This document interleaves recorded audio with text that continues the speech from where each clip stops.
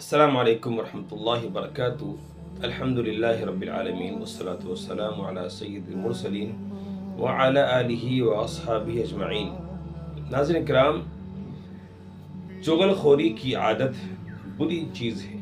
چغل خوری کے مفاسد بیان کرتے ہوئے امام غزالی رحمۃ اللہ علیہ نے فرمایا ہے، ایک واقعہ ذکر کیا ہے اور وہ فرماتے ہیں کہ ایک شخص بازار کے اندر غلام خریدنے کے لیے گیا۔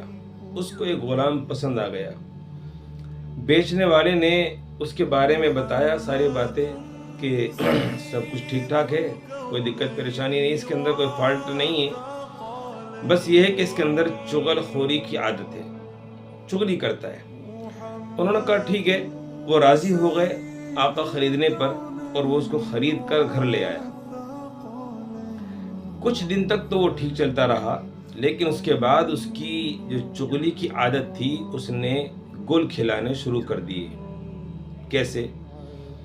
وہ غلام اپنے آقا کی بیوی کے پاس گیا اور جا کر اس سے کہا کہ آپ کے جو یہ شوہر ہے نا، یہ آپ کو پسند نہیں کرتے، اور یہ آپ کے علاوہ اب یہ باندھی رکھنا چاہتے ہیں کہ میں باندھی رکھوں گا، اس کو چھوڑ دوں گا، اس طرح کہتے ہیں۔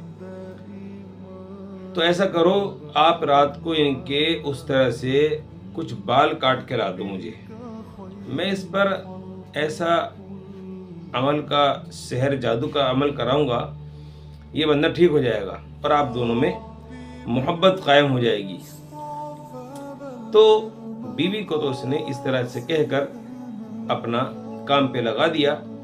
دوسری طرف وہ اپنے آقا کے پاس جاتا ہے اور اس سے جا کر کہتا ہے کہ جی آپ کی جو بیوی ہے نا، یہ کسی دوسرے آدمی سے پھنسی ہوئی ہے اور آپ کو راستے سے ہٹانا چاہتی ہے، تو اسی لیے آپ ہوشیار رہیے گا۔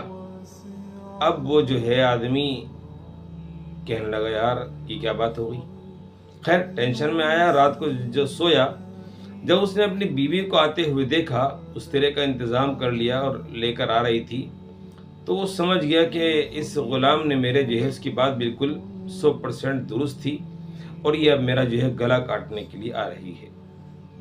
اندازہ لگائیے میرے بھائیو، آپ شوہر نے نہ کوئی بات سنی، نہ آؤ دیکھا نہ تاؤ دیکھا، اور اس پر قابو پا کر بیوی سے اس طرح چھین کر، کیونکہ اس کا ارادہ الگ تھا، وہ تو صرف بال کاٹنے آ رہی تھی اور وہ اپنا محبت کے جال میں بیچاری پھنسی ہوئی تھی کہ بھائی میں محبت کرتی ہوں اس سے، تو جادو ہو جائے گا، سحر ہو جائے گا، تو یہ میرے جھانسے میں میرے چنگل میں رہے گا اور باندھی نہیں رکھے گا، اس طریقے سے آ رہی تھی۔ لیکن شوہر کو کچھ اور بتایا گیا تھا، تو اس تعلق سے اس نے اس کا اس طرح چھینا اور وہیں اس کا کام تمام کر دیا۔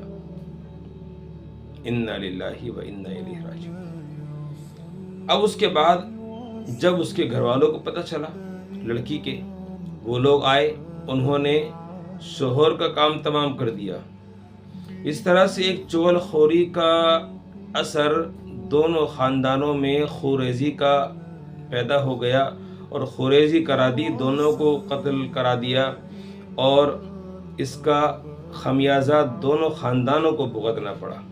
اسی لیے یہ عمل کہ چغل خوری جس کے اندر عادت پڑی ہوئی ہے، وہ شخص ایک فرد کو نہیں پورے خاندان کو تباہ کر دیتا ہے۔ اسی لیے ایسے لوگوں سے بچنا چاہیے۔ حدیث کے اندر ایسے لوگوں کے بارے میں سخت وعیدیں آئی ہیں۔ ایک روایت میں ہے، اللہ کے نبی علیہ السلام نے فرمایا کہ چغل خور جنت میں نہیں جائے گا، لا يدخل الجنت نمام، کہ چغل خور جنت میں داخل نہیں ہو سکتا۔ الغرض چغل خوری ایسا سخت اور سنگین گناہ ہے کہ اس سے سماج کے اندر برائیوں کا پھیلنا عام ہو جاتا ہے اور معاشرے میں اس سے فساد پھیلنے شروع ہو جاتے ہیں، گھر تباہ ہو جاتے ہیں، بربادیاں آ جاتی ہیں، ایک دوسرے کے دل پھٹ جاتے ہیں۔ تو اس لیے میرے بھائیوں، چغل خوری سے بچیں، چغل خوری کے لوگوں سے بچیں جو لوگ چغل خوری کرنے والے ہوتے ہیں، اور اگر کسی کے اندر یہ مرض ہے تو اللہ کے واسطے اس سے باز آ جائیں اور اپنی زندگی کو خوبصورت بنائیں۔ اللہ تعالیٰ مجھے آپ کو عمل کرنے کی توفیق عطا فرمائے۔ السلام علیکم ورحمۃ اللہ وبرکاتہ۔